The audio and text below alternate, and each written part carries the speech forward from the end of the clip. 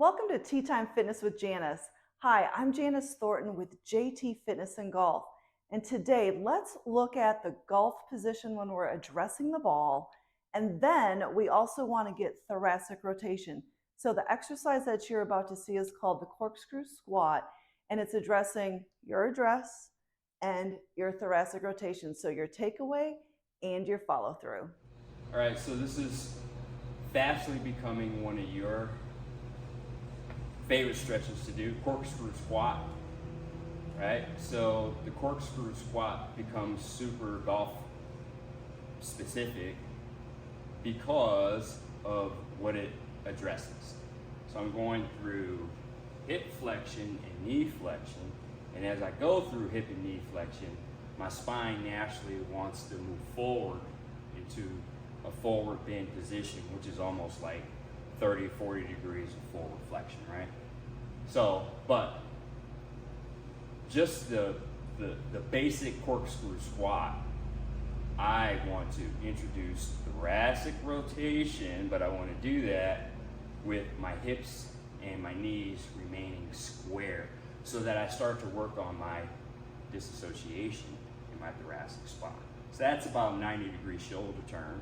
And the more hip flexion I introduce, there's more hip flexion, more isolation takes place in the thoracic spine.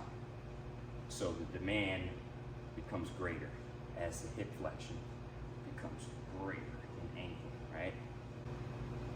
Okay, so I'll do some to the opposite side, right? So I don't want to lose my hip orientation, that square orientation that I started with.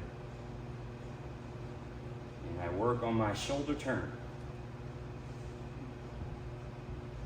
So I started out by saying that it becomes very specific in golf, so I'm going to profile myself to you. And as I go into this hip and knee flexion and into this thoracic rotation, what happens if I change the plane? Then it looks like a golf swing because I introduce side bend. I'm already in thoracic rotation. So this shows you how essential side bend is to establishing shoulder plane.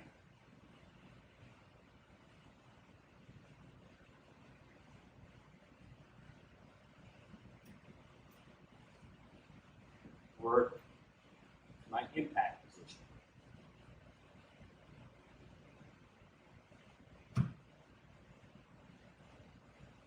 And that's the importance of corkscrew squat.